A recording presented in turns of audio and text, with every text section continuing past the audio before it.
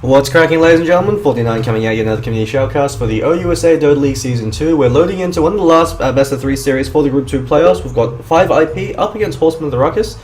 And so we're loading into game number 1. I believe Horsemen of the Ruckus have first pick, so 5 IP they chose the Radiant side. Should be a great series, hoping it does go to game number 3.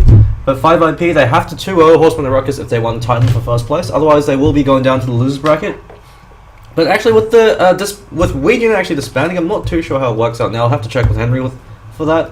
But that being said, both teams are going to do their best to make sure they can 2-0 the other one. But hopefully we'll be moving on to game number 3. And so Horsemen of the Ruckus with first pick. It'll be interesting to see what hero Ken decides to let slip through the first banning stage. They immediately ban out the Lycanthrope. Lycanthrope's a very powerful standard ban against a lot of teams. Against 5 IP especially, they had the primary carry player, Wolfcut. He's got Wolfcut in his name, for Christ's sake. That's his best hero, the Lycanthrope. He's got something like an 80% win rate with them. Hero you definitely do not want to give up to 5 IP. Because you've got an extremely experienced Lycanthrope player, and you've got one of the better mid players in the ODL, Mule and Dumble D. If it does become a head-to-head matchup with those two, it'll be interesting to see who comes out on top, as I actually couldn't tell you which one has the superior mechanical skill. They both are fairly even. It's more difference in their mentality and their playstyle that will be the deciding factor. And Death Prophet first ban coming up from 5 IP. So perhaps anticipating the Faceless Void pickup. So Faceless Void most likely going to be slipping through the first banning stage. And the Horsemen of the Ruckus will be interesting to see if they decide to put UGTFO over on the Faceless Void. They do like to run a 1-position Faceless Void over for Dumble D in the tri-lane. And they like to pick up something like a Clockwork Goblin for UGTFO or the Mirana. But Mirana as an off-lane hero has really tapered off. Horsemen Evolved, they're the only team that really like to run the Mirana and the off-lane, and that's being played by Feral. While he is usually able to accomplish a lot, the issue with the Mirana as the off-lane hero is she doesn't have enough base damage contest for CS. So once the supports rotate and leave her alone, and leave that carry alone, Mirana can't really take CS away from the enemy carry. Even if she does go for face boost, she can just barely break even. And so Doombringer, the ban coming out from HOR, they actually dipped into a bit of their reserve time, and so they're really deliberating on what hero they want to give away. Since 5 IP, I believe that if the Tidehunter isn't banned or picked up, they most definitely will be picking up the Tide. Tidehunter is incredibly powerful, and with a Radiant offlane advantage, but never mind, looks like Paddy's decided to ban him out. So Tank is still in the pool, even though they are on the dire side, but they go for the first pick, Faceless Void. Faceless Void gives you a lot of flexibility in how you want to play him. We unit also do like to run the 1-position Faceless Void, but because he's most commonly used as an offlaner, with his ultimate being used to set up other powerful teamfight spells such as the Mystic Flare, the Mass Serpent Wards, or the Witch Doctor Death Ward, Faceless Void gives you a huge amount of flexibility since you never really know what lane he's going into. Same with the Razor. Razor's another hero that can fit into either the off lane, the mid solo, or the safe lane farmer. So long as he's in a 1v1 matchup, he's able to excel. Just because with that static link, with boots first usually up on him, or even without boots first, the static link is enough to be able to ensure that you dominate the lane in terms of CS. And once you get that maxed out plasma field, you can do a lot to push out the creep wave or deal a huge amount of damage in these fights. Since if you do decide to clash try, Razor's plasma field is a huge amount of work because you're guaranteed to be able to hit all 3 heroes at the same time. And so 5 IP, really deliberating on their first and second pickup. They did ban out the Tidehunter, and Horsemen of the Ruckus immediately responded to Faceless Void, so it'll be interesting to see what hero they decide to pick up. East Knight actually decided to counteract the Faceless Void offlane with the Ricky Maru pickup. So Ricky going 1v1 against Faceless Void, scaling Backstab at once, something with the Poor Man's Shield and being pulled tangos. And so because Backstab now works on your own creeps, if you start with a Poor Man's Shield, you have just barely enough base damage to actually out-CS the Faceless Void. But with the Viper immediately being picked up by HOR, and Treant Protector Razor. Treant Protector, a support hero that hasn't really been seeing all too much love. He's very powerful, but he's very rigid in the sense that he can't counter pushes. And in the current metagame, which favors Death Ball pushes, and grouping up his 5 very early on to take objectives, Treant Protector doesn't give you anything. He's very powerful against split push, because if you are able to successfully hold your tower, you can heal it back up to full HP using the Leech Seed. But because he himself doesn't offer you any pushing or counter pushing ability, it's very easy to just be able to overrun the tower and take it out before Treant Protector can utilize his living armor. And in that case, Treant Protector doesn't really offer you as much as another support hero would in that case. You want to pick up a support hero that can also clear out the wave. But that being said, Treant Protector, very powerful, aggressive support hero. Start with boots at level 1, catch a hero out with Leech Seed, and that's a free first blood. You could dive towers utilizing the Leech Seed heal, and once you get a few points up in the living armor, especially with a hero like a Razor that's really dependent on being able to face tank the enemy, the living armor can make or break these early engagements, and making it difficult for the enemy team to ensure early kills. So Treant Protector does give you a huge amount of tactical and strategic control over the game, and he works very well in conjunction with heroes such as the Lich, since you overgrowth into the Chain Frost. And the two of them are also very mobile and fairly tanky. Treant IO is a combo that Alliance likes to run back in TI4, as well as in a few other ones. I believe ESL1 Frankfurt, they also like to run the Treant Protector IO. And the rationale for that is, if you tether the Treant Protector at level 1, even if you don't start with boots, you have enough movement speed to ensure you get your Leech Seed off, so you can punch people into the ground. The Leech Seed heal procs twice for the Treant Protector, so once onto him, once onto the Wisp, and through the tether, 1.5 of that regen is multiplied and then sent back to him, so Treant Protector becomes incredibly buff. Puck as well as a Silencer Band coming out from Horsemen and Ruckus, so they're fearing that Mule Puck in the mid lane, despite the Viper pickup, just because they could decide to send Razor mid and send Puck into an off lane. And you never want to give away a highly mobile initiation hero, especially in conjunction with the Treant Protector, so it gives them a very easy overgrowth. Shadow Shaman being banned up on 5 IP, very surprising that Shadow Shaman hasn't been picked up, but with a lot of teams banning out the Viper in the second banning stage, fearing the power of the Viper in that 1v1 matchup, it's a fairly prudent call to disregard the Shadow Shaman in exchange for the Viper, since Horsemen and Ruckus, they're 3 core players. UGTFO, Kingkiller, and Dumbledore are absolutely fantastic on the heroes you can give them. So we could be seeing a Dumbledore in the Faceless Void, Kingkiller in the mid Viper. We could potentially be seeing another offlane hero being picked up for UGTFO, so a Clockwork or a Centaur Rollerunner most likely will be picked up. Mirana would work very well at the Faceless Void since you've got the Chronosphere into the era, but they could always decide to have a UGTFO Faceless Void offlane and then pick up a harder carry.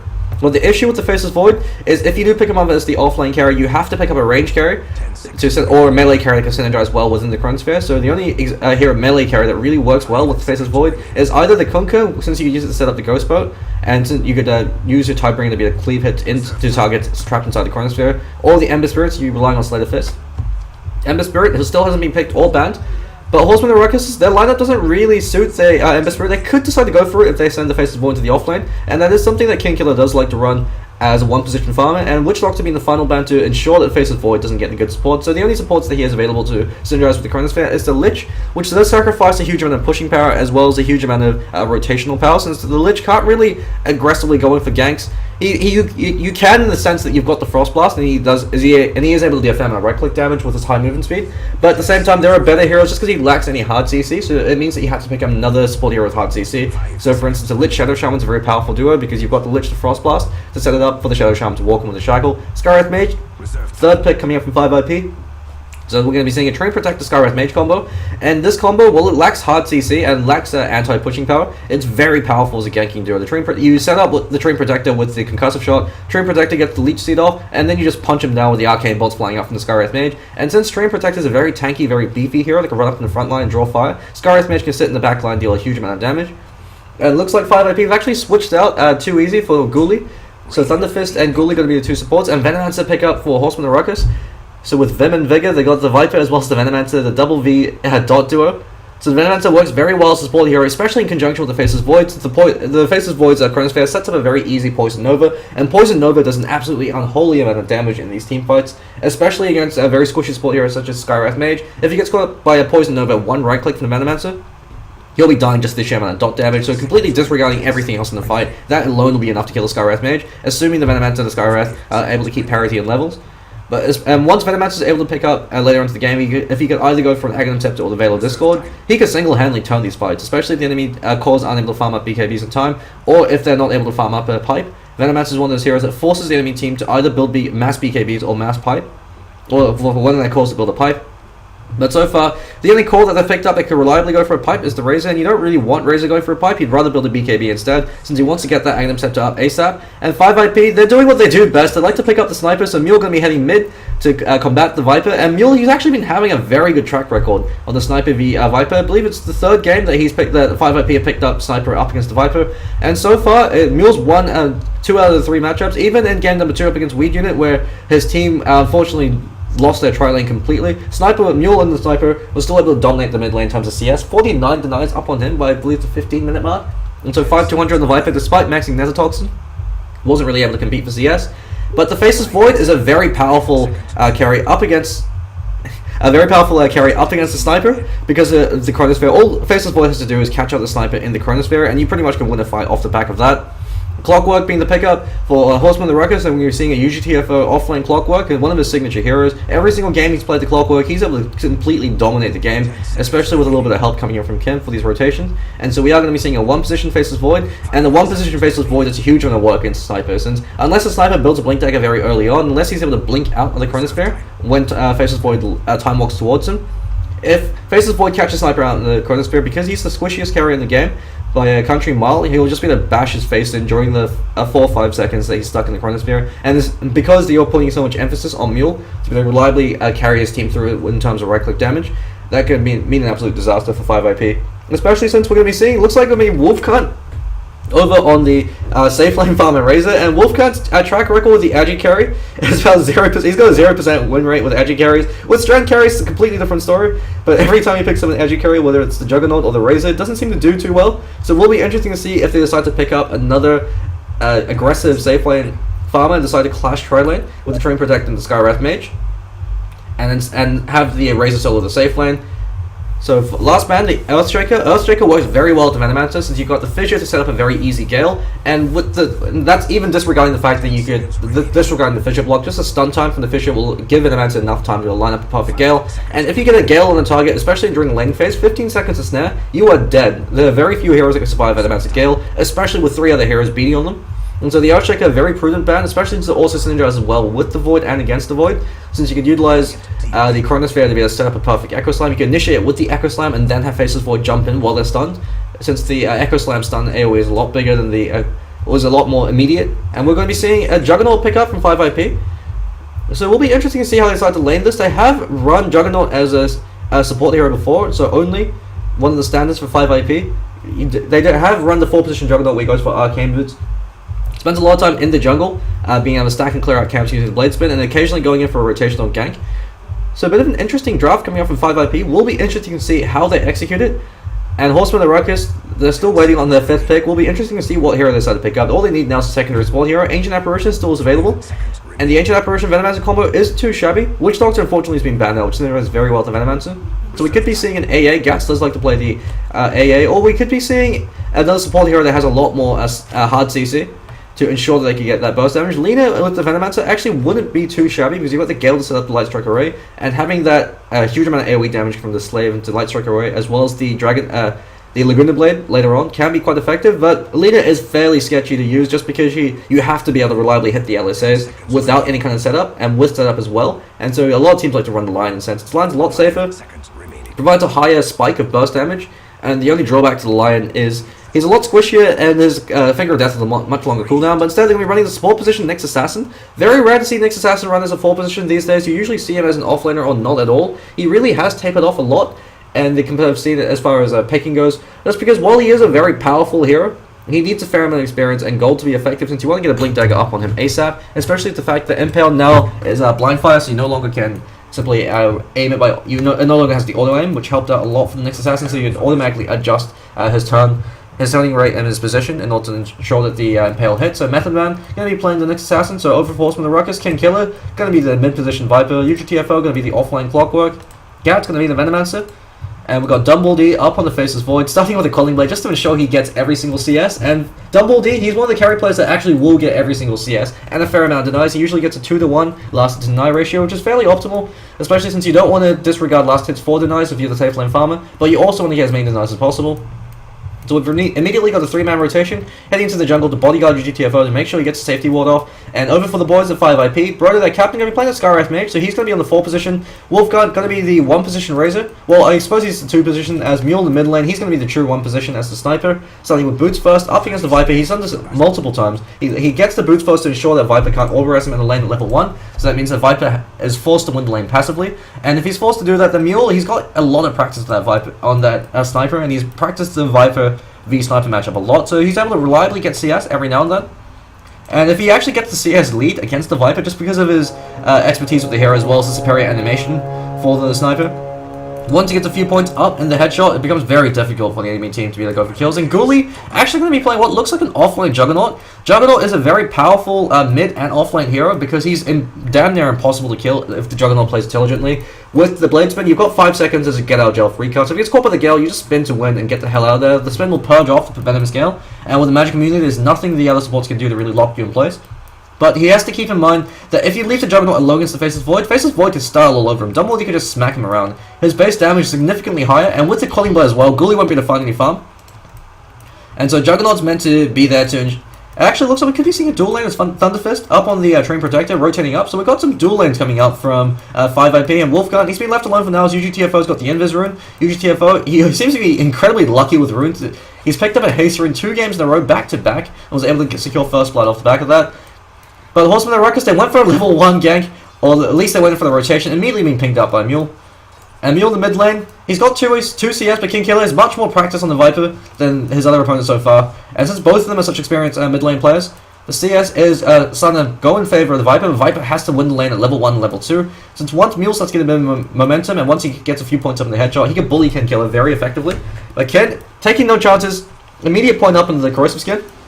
So we usually see King Killer opt for a lot of points in the Nether Toxin. He likes to go for the angrier glass cannon Viper build. We just try to stack as much damage as possible and right-click targets down.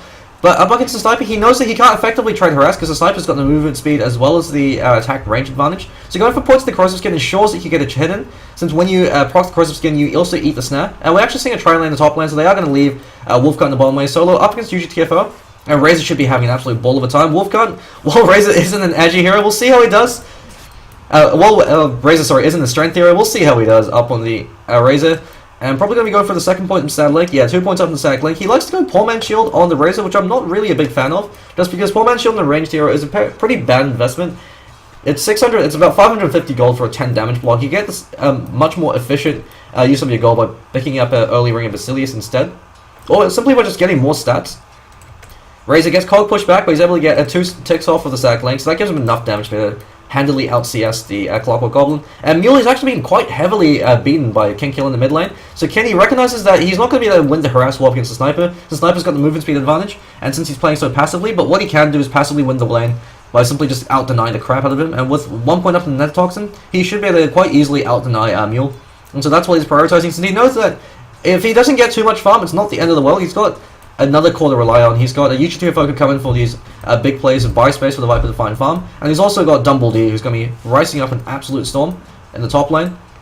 And it looks like Method Man waiting around. He's got the Sentry Ward, was able to use it to de-ward the Safety Ward quite successfully. That's why you usually see unconventional Safety Ward placements. So over here, here, and there are usually fairly standard places to spot it, since it ensures that the Sentry Ward isn't going to spot it out. If you could mind game the enemy and make them waste their Sentry Ward, you're delaying the enemy team, you're depriving them of resources, since it's 100 gold that's down the drain on that Sentry Ward. It means the longer the Safety Ward is up, the more vision you have, the more intelligence. So it looks like the hard camp already has been stacked up twice, 3 times from the look of it, judging from the double saddle. And Dumbledore, Poor Man Shield up on him, he's been pulled a few tangos to ensure that he doesn't get bullied out of this lane. And Viper, King Killer likes to opt for an early second point in the Poison Orb. And in this matchup, it does make him a fair amount of sense if he's ever able to get the first hit in. But because Mule's playing so passively, and because he's now got 2 points up in the take aim, it does make it very difficult. So I would have actually preferred another point in the Corrosive Skin. But the advantage of the second point in the Poison Orb is when you rotate for ganks, the 20% snare is much more effective than the 10% snare, since you need the 10% snare to ensure that Viper doesn't, they're not able to run away from the Viper, since Viper is very slow. UGTFO looks like only 1 tick this time with the Static Link, but that's still going to be enough to ensure that he's able to out-deny the Clockwork. And Wolfgun should be having a fairly good lane. Over in the bottom lane, UGTFO has actually called a fair amount of CS, but he does have the Rocket Flare to rely on to be able to ensure he gets creep kills, and it looks like Method Man's disconnected. Quick pause coming out from Broder, so good sportsmanship coming out from 5IP, and Ghoulie, 1 point up in the Healing Ward, probably going to be opting for another point in stats at level 4 to ensure that he has enough mana to spin into the Omni Slash. And Juggernaut, he's an incredibly powerful semi-carry, because he's one of the most powerful early to mid-game carries, since with the Healing Ward, every time it's up, you take a tower. It's very difficult to for the enemy team to respond to the Juggernaut when he's level 6, because he has the Omni Slash, and so you kill off the creep wave, and the supports have to run away. If a single hero is called out by the Juggernaut, he could go for an easy kill with the Omni Slash, and with the Healing Ward up, he could translate those kills into towers. And so he's a very powerful hero, momentum-based hero that can get a lot of traction in the early game, because you just take their objective, take all these towers away, and starts to snowball ahead and farm, as well as providing that influx of gold to your support heroes, which is very critical, as you want Treant Protector to eventually pick up a Blink Dagger, so he could go in for these PPD level plays, blink in for the Overgrowth, set up the rest of his team, so that Overgrowth ensures that Broder and the Skywrath Mage can land a very easy Mystic Flare, and that Mystic Flare can instantly pop the Venomancer before he gets his Gale off, or you might be able to, you could even actually kill off the Faceless Void, especially before he has a BKB, and if he's got his Mask of Madness up. So the Skywrath Mage does do a lot of work up against the Void, but if Void gets a chrono off, Skywrath Mage can't really do anything, since with 1,000 movement speed he can run away, so unless a Void catches one of his teammates as well, the Skywrath Mage doesn't work that well against the Void. It looks like we're quickly unpausing. Going to take a quick look at the golden experience graph. So 300 gold in favor of the Horsemen of the Ruckus. That's just due to the efficiency in terms of last hits, especially coming up from King Killer with 100 EXP lead. So the EXP lead is very marginal. And Mule's a living armor. He's able to face tag in the mid lane up against the Viper, but the dot damage from the corrosive skin as well as the poison orb will burn off charges of the living armor very quickly. He's got phase boots up on him, so 3 points in the take aim to ensure that he can stand as far back as possible. But Mule, it's very rare to see him completely lose the mid lane like this, and King Killer, much more experienced Viper player than what Mule might be used to. 2 points up in the Nanotoxin, 2 points up in the poison attack, so a very aggressive build coming out from him. And we've already got panic pings coming out from his teammates saying that there could be a possible support rotation because they don't have Vision and Thunderfist and Broder. But also looks like Gat's rotating into the mid lane, and the biggest drawback of the sniper is like the Shadow Fiend. While he is very powerful in the mid lane, he's incredibly squishy, and Gat's actually going for a cheeky D-ward. Drops the sentry, D-wards their sentry, and now he should be able to take out their Observer ward, so it's going to deprive him a lot of vision. And Mule in the mid lane, they don't even have to go for a gank on them, just because Ken's able to control lane so effectively, but Thunderfist catches out Dumbledore with the Leech Seed. Great 2-man Impale coming out from Method Man, catches out Broder as well as Thunderfist, but while that's happening, Gouldy, he wasn't even bothering to help out the teammates since he knew that they wouldn't be able to go for a kill, especially up against Double D, since he's got that time walk, so he decides to hang back, find some farm. And in terms of CS, he's only 1 CS behind, and he's actually got 5 denies, so he's actually depriving Double D of a fair amount of gold. Double D's used to being uncontested in the safe lane, and when he's uncontested, he could do it he could perform miracles just because he's able to get every single CS. But because he's being contested, and because Gats isn't there, they have to play a bit more passive. Gats has now returned. But all in all, very surprising that neither Horsemen of the Ruckus or 5IP are taking the aggressive approach up in their tri-lane. Because 5IP, if they are able to get the Leech Seed off, they actually have a lot of killing power. But that being said, Horsemen of the Ruckus, they get the Gale, so it all depends on who gets the initial spell in, the first salvo. Thunderfist and Broder are rotating to the mid lane. King Killer's only got 1 point in corrosive skin, so he's actually fairly squishy to the magic damage. And Thunderfist comes in, Viper Strike flies on. Mule's going to trade his life, so he knows he's going to die, so great recognition coming up from King Killer. And he actually gets first blood. He actually might be able to stay alive. He turns around and he should be able to walk away. Usually TFOs that back him up.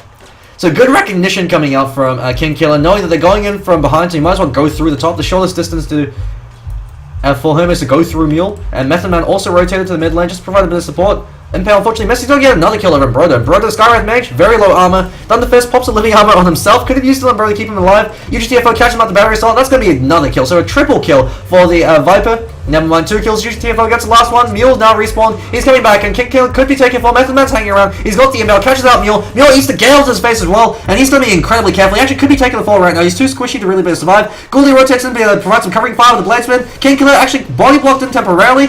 UGTFO taking a lot of damage. He could be the first. It could be a retaliatory kill. Venomancer takes the fall as a sniper is able to shoot him down, and Skywrath Mage is able to clean up UGTFO. So very messy back and forth action coming up from both teams. And Wolfcut in the bottom lane. He's the Whistling Dixie being a farm up a storm while all this is happening, since he knows that his team, they need him to farm up a mech more than they need him to be engaged in the early game. Wolfcut, he also likes to go for the max static link build. Usually you see the 4-2-1 build up on the Razor. He also likes to opt for an early point the Idle Storm. This I disagree with. Idle Storm at level 6 is a very inefficient spell because it chews through a lot of mana that you can't really afford to waste. So you want to get 2 plasma fields off in the gank to ensure the kill. And the other disadvantage of the Idle Storm is it doesn't really give you much bang for its buck. No hero is going to really be in range for you long enough for you to get enough charges for it to be effective, because the damage is very negligible. The reason why you go for Idle Storm is for the negative armor.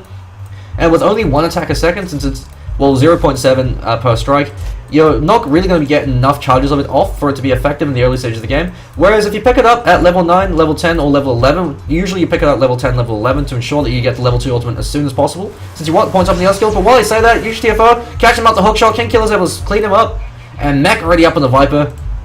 Horsemen of the Ruckus already in a fantastic lead, about 1,500 gold lead, but more importantly, the EXP lead, 250, so it was fairly even for a while, but now it's going in favor of Horsemen of the Ruckus, and with that kill, should actually be a little bit higher. There we go, 1,000 EXP lead, going in their favor. And Dumble D, he was behind for a bit, but now that he's able to secure a kill, up against, now that the supports had to rotate, he's actually farming up an absolute storm. 44 for 2 up on him, and Mule in the mid lane, very ready. I think this is the first time I've ever seen Mule lose the mid lane. And so the Sniper v Viper matchup, it all boils down to how well you're able to perform at level 1 and level 2. If you're able to get enough CS that you can start picking up your phase boots very early on, or that you get 2 points up in your headshots, you can start bullying King Killer, then the Sniper actually does fairly well against the Viper. But otherwise, if the Viper is able to out CS your level 1 and level 2, which King Killer was able to do quite handily, just put the Nanotoxin, he's actually diving on Wolfcut. Wolfcut, he decides to back away. So as living armor's there, even though it was all purged off, but King Killer doesn't want to dive in case there's TP support rotating in. Broder, he's rotating in. I think King Killer might have actually spotted him out. Never mind, he did it. Throws out the Arcane Bolt. as well as the concussive shot, but Wolf he can't really come into this. He's got the mech still up, so he can kill his baiting, trying to draw Broder as close as possible, since Broder's actually completely out of mana. He's got enough mana for one more arcane ball. UGTFO, waiting the way, he hook shots. Unfortunately, a hook shot whiffs, but Gats comes in from the rear, catching out the Gale, and Broder, sorry Patty, my friend, you're going to be taking another fall as King Killer. 3-0 for 2, Assassinate flies out, didn't even have a mech for that, so the confidence coming up from him. Looks like he opted for a third point in the poison attack as well as the nether toxin, so he's going for a very aggressive early game Viper build. You usually see max out corrosive skin to make yourself as survivable as possible, but King Killer, he knows that if they're dead, they can't deal any damage to you, and since the enemy team seems to be going in one at a time, he has enough time to pick off these individual targets and get the hell out of dodge before they can respond. And Mule in the mid lane going towards Face into Drum. It seems to be a standard build coming up from him on the mid lane sniper. It'll be interesting to see what his first big item is. I would like to see him go for the Blink Dagger just to ensure that he doesn't get caught out by either the Viper or the Faceless Void, since if he gets caught out by either of them in the Chronosphere or the Viper Strike, he is dead, and that could potentially lose him the fight. Because he's the real source of damage coming up from the team. Razor will be able to do a fair amount with the Plasma Field as well as the Static Link, but until he gets his mech up, he's not going to be tanky enough to survive the first salvo of spells coming up from Horsemen of Ruckus, especially against a Viper who could kill him very quickly, but just by controlling his movement speed, since Razor relies on being more mobile in the enemy team, so he can back himself away out of bad situations. And Ghoulie, Juggernaut does a huge burst of initial damage on the Omni Slash into the Blade Spin, but he's also very squishy. Blade Spin makes you magic immune, but you just right click him down. And Viper can stand his ground since he's got the corrosive skin and deal a fair amount of damage. Since Clockwork is Juggernaut's favorite squishy, while he says UGTFO catches out Mule in the mid lane. Method Man wanted to go for the KS with the Barrow Strike, with the Impale, catches out Ghoulie, and Ghoulie with the mana being burned off. Viper Strike now landing on him. Ghoulie could be taking a fall as well, but they decide not to commit for this, so the Viper Strike's just there for shits and gigs. King Killer, one more right click, Method Man Vendettaing up, one more right click finishes him off, and Method Man just wastes his Vendetta very early on. He does catch out Broder though, but he doesn't have enough mana to follow up. But he takes out half of Broder's life with one Vendetta hit. Living Armor now comes up from Thunder Fist. And King Killer, Sin pretty in the mid lane. Treant's now up on him. He's incredibly tanky, especially with that mech up. 30 seconds for it to go off cooldown. He's got himself just hanging up on him as well. Living Armor charge has been torn apart by the Viper pickup. Very surprised that they opted to go for the Treant Protector up against the Viper, since Viper, all of his abilities deal dot damage, and the dot damage will break off from all these instances of the Living Armor. So it's a very powerful way to be able to counteract the Treant Protector. Lich, the Venomancer as well as the Jakira also are great pickups into the Liquid Fire as well as the Poison Sting or the Gale deal enough ticks and dot damage to be able to break it very easily. Razor gets a 2-second charge of the Static Link. He forces Dumble out of the lane, but Dumble with the maxed out time lock, the majority of his damage is coming in as far as hero killing power goes from that time lock, especially once you're trapped in the Chronosphere. And so once that link wears off, he actually might look to go for a solo kill up on Razor. But Wolfguard wisely backs off. He's respecting the power of the Faceless Void. And King Killer has to be very careful. Ghoulie's there, throws out the Omni Slash. It's not going to be enough to kill him. Assassinate's flying out as well as the Blade Spin. Concussive Shot lands. The Ghoulie wastes the majority of his Blade Spin, as he wasn't able to deal enough damage. And he wastes 120-second cooldown of the Omni Slash. He's very happy with that. He just runs back to base. He's got the salve. He really wants to hang around the lane. But without any mana, he's probably going to be backing off. So 3 points in all of his spells. UGTFO already has a point booster up, so he's going towards the Aghanim Scepter, facing the Aghanim Scepter, fairly standard UGTFO build. He's been doing very well. Regen Rune is denied. Method Man simply says, "Brother, please." And Skywrath Mage actually maxing out the Concussive Shot. You never see this in games. You always max out either the Ancient Seal or the Arcane Bolt. The only advantage of maxing out the Concussive Shot is a lower cooldown, so if you're constantly fighting, and by constantly I mean every 12 seconds to make the Concussive Shot, max Concussive Shot build worthwhile. Otherwise, it's not really worth it to 1-point wonder, because you want to have your either the Ancient Seal or the Arcane Bolt maxed out. Arcane Bolt at level 4 does a massive amount of damage. You've got a 2-second cooldown, and it does scale very well in all stages of the game. And the Ancient Seal, very powerful ability, because the 45% damage amplification level 4 as well as the 6-second silence can be absolutely critical, especially if you catch up Faceless Void as he time walks in, so he can't get that Chronosphere off, and then you blow him up with the Mystic Flare. Could have also been a misclick, how he is under a fair amount of pressure, since he's usually the one directing the actions of his team. He's the captain, and he's usually the one that calls the players. The King Killer just tanking up the tower, should be an easy last hit. UGTFO wanted that. Gats, 2 points up to the Gale. He really likes to go for 2 points in the Gale, despite the fact that 2 points in Gale isn't really too efficient. The only upside 2 points in Gale gives you is if you Gale and then ult and dive without throwing out a right click, you'll be able to deal enough lethal damage through the Poison Gale to go for the kill. But Poison Gale, it's not really that reliable. You deal more damage by investing those points into the Poison Sting, especially since your Venomancer wards also propagate the Poison Sting. And so it's a bit of a misbuild, I'd like to say. I do prefer 1, 2, and then you max out the ward, so 2 points in the Sting to ensure that you gain the 5 damage per tick for the Venomancer Poison Sting when your wards use it. since you want to have Sting maxed out ASAP, and you want to have your wards maxed out ASAP. Your wards provide you an obscene amount of utility. You can use them as temporary wards, you can use them for damage to push, to defend pushes, you can use them in fights, you can even trap units in when they're going in through juke paths, and that could give you a surprising amount of kill potential. Especially if you practice with the Venomancer and you can reliably get these half-second body blocks off when the enemy hero is running away. It gives you a huge increase in your killing power, because since you have such a massive range from being able to cast your ward, if the enemy hero is running away, you drop a ward, the ward will immediately hit them as the nearest target, and that applies the Poison Sting Snare. Goldie going to be farming up the triple stack, so he should be able to recover a fair amount of gold from that. But the Juggernaut pickup hasn't really been all too effective. You have to take towers to be relevant. The Juggernaut kills all towers, and Goldie hasn't really been able to find much of either. He does have 2 assists up, so he was able to help out. And the only 2 kills that 5IP had. Up in that mid lane, there was that mad dash with pretty much the entire team rotating back and forth. Dumblebee, one charge of the link up on him, duking it up with Wolfcard. Wolfcard with living armor stands his ground with the Eye of the Storm, and Dumblebee wisely backs up before he took a fall. And he's got no points up in the backtrack. And it looks like he could be going towards a Desolator as his first big item, or he could be most likely going to be building towards a Maelstrom, so the loader build.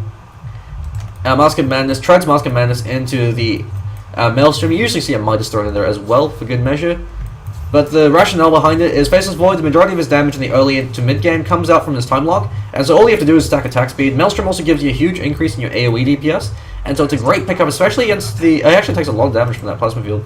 It's a great pickup, especially against squishy supports such as the Skywrath Mage, since even if they're not caught in the Chronosphere, if they're close enough that the lightning will bounce to them, it actually takes a good chunk of their life out. Also works very well as a Treant Protector. The lightning proc counts as another damage instance, so it will burn off another charge. And so even if you're not hitting the target to living armor, the lightning procs will be the burn off charges for you. And Viper going towards it for a very standard build, so mech treads up into the Aghanim Scepter. Aghanim Scepter is absolutely crucial on the Viper because it gives you a 950 range for your Viper Strike. And since Viper, he is a very slow hero, if he doesn't get that first hit in, it's very easy to be able to outrun the Viper, especially once 4 staffs and blink daggers come online. And so the Aghanim Scepter says nuts to that. You can't run away from him. If he sees you, 950 range up on the Viper Strike, he's very likely going to be able to hit you. And if he catches out the Skywrath Mage or the Sniper, that pretty much wins you the fight off the bat, since he could kill Skywrath Mage on his own very quickly, especially the sheer amount of damage coming after the Nether Toxin and with Skywrath's low base armor. Or if he catches out the Sniper, Sniper can't do anything because he won't be able to position himself back out of the fight. And Sniper, he relies entirely on positioning. That's why he has such an obscene range, and that's why you usually see Sniper build towards the Blink Dagger, since he doesn't have to build damage necessarily in the early stages of the game because you deal a fair amount with the headshots as long as you're able to plink away, and because you have such excellent time on target.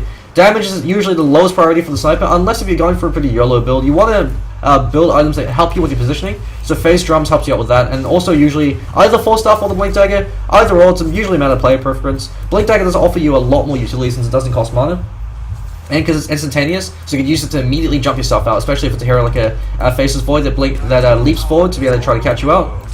Ghoulie split pushing in the mid lane. He's got a TP scroll up, so he can always respond if he needs to. Looks like he also might be going for drums of his own. Since Face Drums, fairly standard Juggernaut build. Treads is superior in terms of DPS. Actually, a good 2-man overgrowth with immediate retaliation coming out. The Chronosphere unfortunately catches out UGTFO, but he's tracking out Thunderfist up in the cogs. They get 2 quick kills on the back of that. Mule, actually, Ghoulie comes out with the Omni Slash. Unfortunately, not able to get kills is enough. A lot of creeps there. Mule caught up by UGTFO with the hook shot, and Mule could be taking fall as well. Wolf can't. So the entire team of 5IP taking a fall, only in exchange for Method Man on the Nyx Assassin. He's more than happy to throw his life away. 5 for 1, and they should be able to take the tier 1 in the meanwhile. Ghoulie wasn't even able to take the tier 1 in the mid lane. He was barely able to deal enough damage to it. And so Horsemen and Ruckus looking very strong. 7,500, about 9,000 gold lead in their favor in terms of EXP. About 7,500 EXP. The EXP lead is much more critical since your supports have a lot more levels. Broder was able to get a Mystic Flare up, but up against the Viper, it doesn't do a goddamn thing. He's got too much magic resistance from the Corrosive Skin, especially now that he's got 3 points up in it, and especially since he has the mech. Thunderfist, he was able to get a fairly good overgrowth off, but his team weren't there to be able to retaliate, so that was a bit of a risky initiation. They really couldn't have fought that. They should have actually backed off and disengaged and gone for the split push. They could have taken the tier 1 and the tail mid as well as bot, or at least done a fair amount of chip damage to the mid lane, taking the tier 1 and the bottom lane. They 5IP can't really afford to group up and fight like this, especially when they're this far behind. Ghoulie, the Juggernaut pickup, while he actually did fairly well in the early stage of the game, was actually beating Double D or keeping up in parity in terms of CS. The Juggernaut pickup, you have to snowball often. They haven't been given the opportunity to snowball. His Omni Slashes have been reasonably subpar just because the best way to counteract the Juggernaut is if you group up as 5, since he relies on being able to catch a hero on his own and killing that hero with the Omni Slash. Omni Slash level 1, it only gives you 3 bounces. Since you don't have enough attack speed to get an extra slash, and you might be able to get 4 slashes if you go for treads, but since he went for phase, he doesn't have enough attack speed to pull it off. And UGTFO actually hookshots in him, Wolfcut as well as Brodo. They're both called in. Mule standing his ground, Mystic Flare flies on UGTFO, but Method Man in the background catches out Mule to impale as well as the Vanilla. UGTFO is going to be taking a fall. Gats is there as well. None of the rest of Horsemen and Ruckus are there, so this is actually an absolute disaster. Gats Yule steps himself up into the air. He's got farmed up a Yule step. Very impressive coming up from him. But he does take a fall as Wolfcut gets a double kill. And Method Man, he's noping their way out of them. Mule and Ghoulie lead the chase, but they're going to back off now. No idea why they chose to go in. Dumbledore goes into the entire enemy team. They're all hanging up now. He's able to farm up Mule in the back line. There's Wolfcut and Broder. They have no mana and low HP, so they're forced out. And so Dumbledore's at least able to kill off one of their core heroes to make it a somewhat risky trade. It still comes out as a better trade for 5 IP, as any trade's a good trade for them, so long as they're actually able to get a trade, especially since they're playing from behind. No idea why UGTFO hookshot it in. I guess he got a bit cocky, thought there might have been enough damage to kill him off with Method Man and Gats there, but Gats unfortunately wasn't able to get the Nova off. And then Method Man, well, he was able to control Mule. He doesn't have enough follow-up damage. His next assassin, all of his damage is at the front. He's very front-loaded when it comes to damage. Once he gets his combo out, he doesn't really have any more damage. He can right-click you a few times. Next assassin, he tickles when he right-clicks. He's a spiky old bug. Dumbledore, Maelstrom now up on him. He's able to use that. The lightning proc was able to ensure the kill over on Mule. And Clockwork, with the maxed out rocket flare, it's very difficult to push against Clockwork since he could constantly be spamming out that flare. It's got a low enough cooldown. They could constantly be pushing out your waves, or at least being able to defend them fairly effectively. Venomancer actually opting for 3 points in Sting. Gats likes to do this. He only likes 2 points in the wards, and then he likes to max out Sting ASAP. Personally, I prefer the maxed out Venomancer wards because they give you a lot more utility, since you can't rely on yourself staying alive to get the extra ticks and the points Sting off. But that being said, the 2 points in the Venomancer wards ensures that they're not food, since level 1 Venomancer wards get cleaned up in one right click. And if you're just using them to be able to deploy the dot, I can understand where he's going with from this build. And the Heal Scepter as well, it works out, so if he gets caught up with the Ancient Seal, he can cycle himself in the air, or if he gets caught up with the Mystic Flare. Broder, get caught up with the Viper Strike as well as the Vendetta. No impale required, as it looks like Jamie didn't even have any mana for that, so Method Man looks like he went for a double Sage's Mask build, so one up for the Shadows. Another casual Sage's Mask. He does this every single game, and I always flame him for it. You don't need a Sage's Mask on a support hero. You can use that money on upgrading wards, upgrading career, buying wards, or saving up towards your Arcane Boots. But some things never change. Ghoulie caught out the Viper Strike, so Kingkiller showing off the Aghanim Scepter. And even with the Blade Spin, Viper Strike does completely cripple you. Since you can't purge off the Viper Strike, it's one of the rare abilities that are completely unpurgeable. So it's a great. So Viper's a great way to counteract the Slark, since he can't purge it off with the Dark Packs, and it limits his movement speed. So even if he does Shadow Dance afterwards, he's still crippled from the movement speed loss, and so you can usually track him down. But that being said, Slark still is a very powerful hero up against the Viper, because you can simply trade right clicks. If he gets enough farm, he can simply disregard the snare coming out. Thunderfist runs very far forward, dies, UGTFO, caught up in the Mystic Flare as well as the Omni Slash flying out as he's duking out with Wolfcut. Wolfcut has to take 4. I believe he was able to get his mech off, but just didn't have enough survivability. Broder as well as Mule caught up in that Chronosphere, and they lose 4. Ghoulie's also taking a 4, and GG being called 22 minutes in the game. Horsemen and Ruckus looking very strong in game number 1. Gats casually cycling himself up to the air. So just gonna wait for the Ancient to explode, and we'll be taking a quick break. So game number 1, Horsemen and Ruckus, it all boiled down to that mid matchup. Mule, he was able to win the last 2 Viper v Sniper matchups, but up against Kingkiller is a much more experienced Viper player. Doesn't really work out that well. It's a matchup that relies entirely on how much farm the Viper and the Sniper are able to find at level 1 and level 2. If the Viper is able to out-CS the Sniper at level 1 and level 2 and get the level advantage, then it's very difficult for the Sniper to be able to recover, especially since Kingkiller, he was actually able to trade fairly effectively with the 2 points up in the poison tag, since he used the Corrosive Skin to ensure that he'd always get 1 hit in. Once he gets a third hit in, he makes it very easy to be able to zone up the Sniper. And Sniper with a low base damage, very difficult to test for CS. So we're just going to be taking a quick break, and we'll be right back for game number 2.